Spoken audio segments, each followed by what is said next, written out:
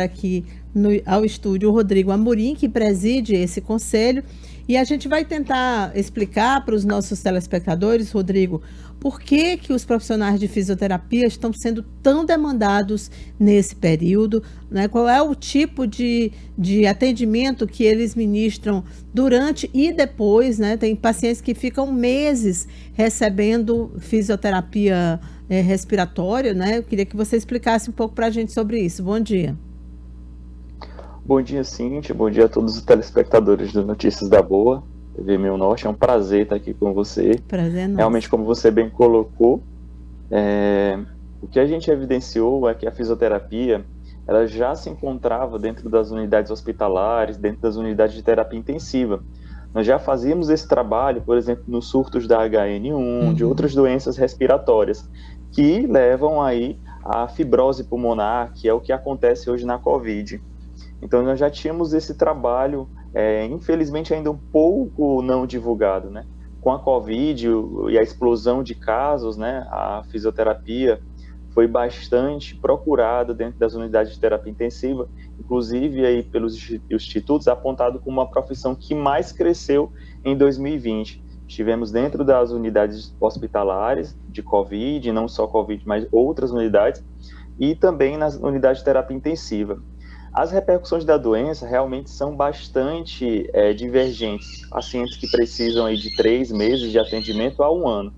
O que a gente observa são, principalmente fraqueza, assim, tem pacientes que saem bastante debilitados, ficam acamados, e a gente precisa aí trabalhar o fortalecimento muscular de membros inferiores, superiores. A condição também respiratória, né, porque a musculatura, né, que ajuda na respiração, no caso do diafragma, outras musculaturas do tórax, né, também da cervical, elas também ficam fracas, né, e esse enfraquecimento leva a essas condições de limitações do paciente, até mesmo para fazer atividades pós-Covid. O que a gente observa, né, eu estive na linha de frente e observei isso com pacientes não só idosos, que me espantava, né? Pacientes atletas, pacientes jovens, mulheres, homens, idosos, que tiveram repercussões em relação à condição não só respiratória, como também cardiovascular e também, Cíntia, muscular. Tá certo. E até quanto tempo esse tipo de tratamento precisa ser feito? Em alguns casos, assim, você conhece fisioterapeutas que já estão atendendo pacientes há alguns meses? Sim. Então, a gente está tanto na prevenção, quanto também durante o atendimento e agora no pós-Covid. Principalmente nesses casos, né, que a gente observa aí pacientes que precisam de 3 meses no mínimo de atendimento. Ocorre que reduz a capacidade pulmonar em torno de 30% em alguns pacientes. Então, precisa trabalhar para que a gente chegue aí a 100% da capacidade, né, que esse paciente tenha a normalidade durante não só as atividades dentro de casa, mas as atividades também que ele realizava, como caminhadas, né, ir para a academia e dentre outras atividades que a gente observou. Alguns pacientes realmente demoram mais de 3 meses para melhorar a condição respiratória, porque esses pacientes também teve repercussões musculares, né? Então, eles atrofiam a musculatura e precisa realmente desse trabalho da fisioterapia, que já inicia dentro do hospital, porque esses pacientes Entendi. se curam da Covid, mas ficam com as sequelas. Então, eles já estão no hospital 1 mês, 2 meses, e a gente já começa a trabalhar essa condição muscular antes da alta, para que ele também tenha aí uma mobilização precoce, que nós chamamos. Esses pacientes aí que a gente já observou também, não são só pacientes que estão aí em instituições, né, como asilos, abrigos, mas também pacientes que tinham uma atividade da vida normal, né, Pessoas corridas, até jovens, né, Rodrigo? Eu já jovens, isso. entrevistei pacientes que não conseguiam caminhar, outros que ficaram sem movimento, né, sem força, como eles chamam, sem força num dos braços, além das questões respiratórias, gente que não consegue subir uma escada e que fica o tempo inteiro cansado, né? Cíntia, você falou agora, eu lembrei de um paciente. Ele Uhum. não está conseguindo levantar o braço, ele teve uma lesão pós-Covid Nossa. no nervo mediano. ele não consegue levantar um dos braços por conta dessa lesão que ele teve aí por conta da Covid. Ainda existe muita especulação, né, sobre as sequelas da Covid, mas o que temos observado são essas fraquezas musculares, lesões neurológicas, lesões respiratórias, né, por conta da fibrose pulmonar, que isso realmente é algo que deixa o pulmão duro, né, falando aqui para os telespectadores, é aquela coisa que você tenta expandir o pulmão, mas ele não consegue porque essas áreas estão duras. E, Cíntia, eu até aproveito o seu programa, que tem bastante audiência. Hoje nós temos atendimentos do pós-Covid no centro de reabilitação, né, que é pelo SUS, então totalmente gratuito, que existe vagas, né, as pessoas ainda não buscaram esses atendimentos, que devem ser encaminhados lá, e ainda temos lá profissionais de fisioterapia dispostos a atender. Frank?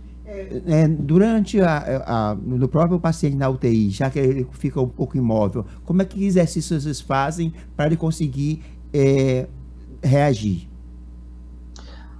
Fren, a gente, quando está na UTI, nós focamos em duas condições, né? A condição muscular, como você bem colocou agora, e a condição respiratória. O nosso foco é retirar esse paciente o mais rápido do ventilador mecânico, se ele está no ventilador mecânico, porque quanto mais tempo ele ficar no ventilador mecânico, menos, né, tempo ele tem de vida, né, porque o prognóstico dele fica ruim, porque ele começa a ter outras complicações, né, porque aí vem outras infecções que já é dentro das unidades de terapia intensiva, né, e aí a gente começa a focar nisso. E estudos, né, não só os estudos agora da Covid, mas estudos anteriores apontaram que a fisioterapia dentro da unidade de terapia intensiva reduz o tempo de internação. A gente consegue tirar esse paciente mais rápido do tubo. Para retirar esse paciente mais rápido do tubo, a gente tem que expandir o pulmão para que a troca gasosa fique boa. Também precisa fortalecer essa musculatura. Então, o fisioterapeuta ele entra nesse processo para fortalecer a musculatura que ajuda a expandir o tórax, o pulmão. Como também a gente faz, Fren, o nome que nós chamamos de mobilização precoce. Então, a gente também faz atividades com o paciente, mesmo ele sedado, com mobilizações tanto dos membros superiores, das mãos e dos pés, né, quanto dos membros inferiores, do tronco. Então, a gente também coloca o paciente para sentar quando ele está entubado. Quando o paciente já está tracostomizado, consciente, muitas vezes ele precisa da ventilação mecânica, a gente já chega até a caminhar com esse paciente também pela unidade de terapia intensiva para poder promover menos sequelas, né? Essas sequelas aí podem ser até mesmo aquelas sequelas simples, que o paciente apenas relata fraqueza, até mesmo como a imobilidade, né? Que é o paciente não consegue realizar nenhum movimento após a alta. Então, a gente tem feito esse trabalho aí de mobilização muito forte dentro das unidades de terapia intensiva.